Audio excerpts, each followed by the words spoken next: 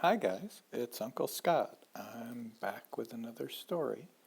Um, this is a little bit longer than some that I've done, so I think it would be a great bedtime story. And it's called The Great Rain. It's a legend from the Native American culture.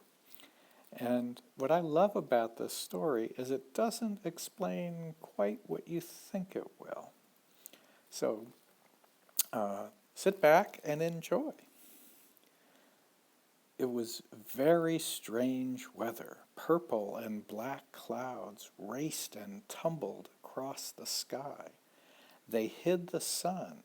They hid the mountain tops.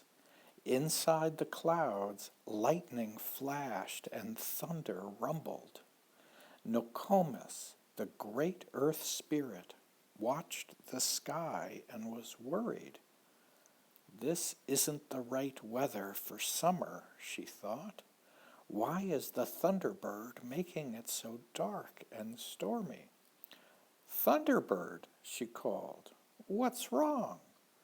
Caw! Screeched a voice inside the cloud. I'll tell you what's wrong. I'm angry. There was a flash of lightning and the clouds tore apart. Nokomis could see the Thunderbird crouching over the mountains, his talons gripping their tops, his open wings stretched from horizon to horizon. Very angry, he shouted, and lightning darted from his red eyes. But why are you angry? Asked Nokomis. Why? He glared down at her, stretching his neck and rattling his wings to send thunder rolling about the sky. I'm angry because people love you and they don't love me. They love me because I'm the earth, their home, Nokomis said. I'm the rivers where they fish, the forests where they hunt, and the plains where they pitch their teepees. They dance and give thanks to you for the rain you send, she reminded him. But they love you best. He beat his wings until the thunder shook the mountainside. I'll show them. I'll send them so much rain that the rivers will flood and cover their forests and their plains and their teepees. Everyone will drown. Then they'll be sorry. Caw! He screamed, stretching wide his eagle beak, then pulled the black clouds over himself again. Thunderbird, Thunderbird, called Nokomis, but he would not answer. Nokomis was very worried. What am I going to do? She thought. He won't talk to me, and he won't change his mind. I know him. He'll just sulk up there, getting angrier and angrier until he's ready to burst. Then he'll do what he said, make it rain and rain.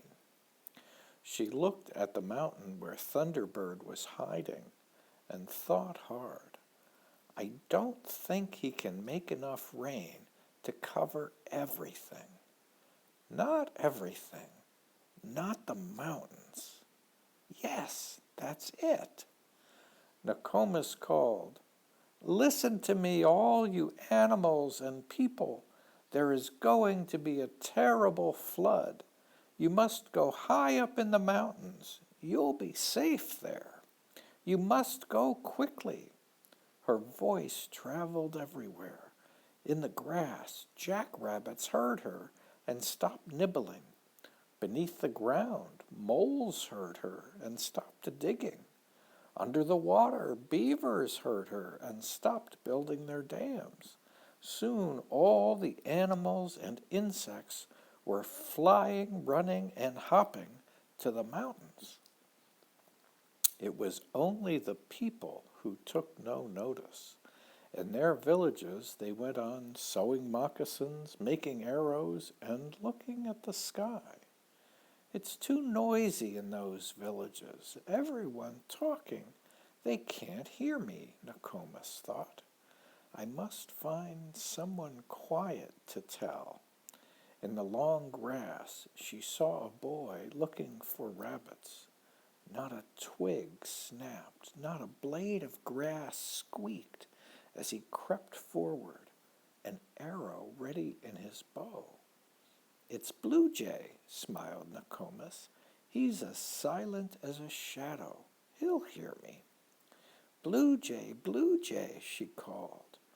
But he didn't seem to hear. He went on quietly, slipping through the grass.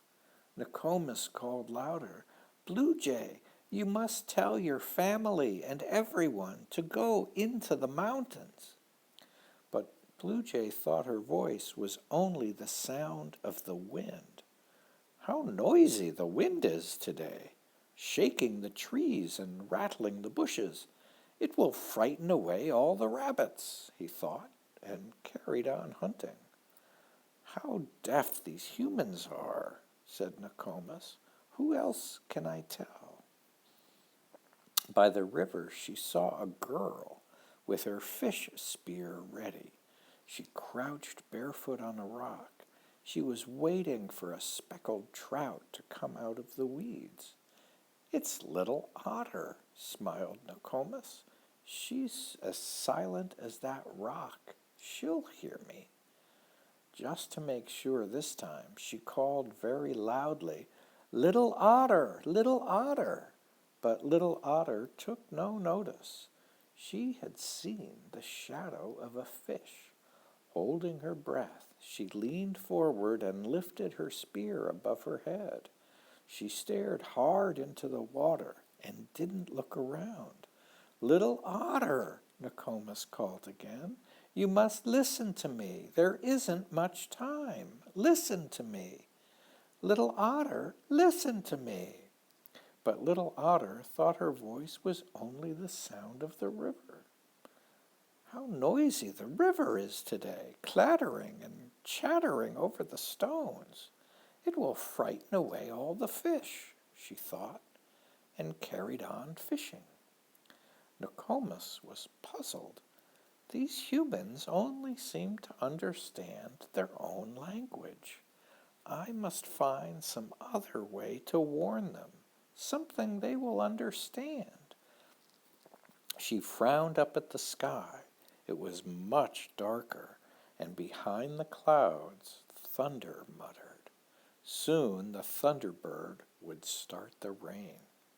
A little while later, an old woman strode into the village where Blue Jay and Little Otter lived.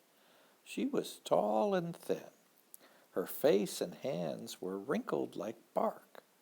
She wore a dress of soft green buckskin with fringe down the sleeves and brown moccasins embroidered with flowers. Her gray hair hung in a long braid, and in her headband was one eagle feather dyed red.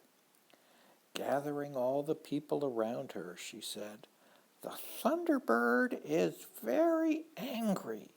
He is going to make so much rain that all this land will be covered with water. If you stay here, you'll drown, but in the mountains, you'll be safe. No one in the village had seen the old woman before, but her face and eyes were very old and very wise, so they believed her.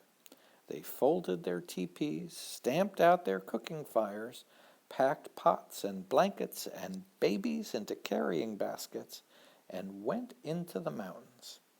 All that day the old woman hurried from village to village, warning people. Soon almost all the people were safe in the mountains. There was only one village left to tell. As the old woman came near, she heard drumming and singing. The people were having a feast. In the center of the teepees, people were dancing, stamping their feet, and jumping high into the air. Some had drums, and others had rattles made from dried seed pods and shells tied on sticks. The noise was louder than the thunder. No one noticed the old woman come into the village. She called to the dancers, "Listen to me, people!" But they danced on. "If those drums stopped, they could hear me," she said. But the drummers said, "This is dancing time, Grandma," and drummed louder.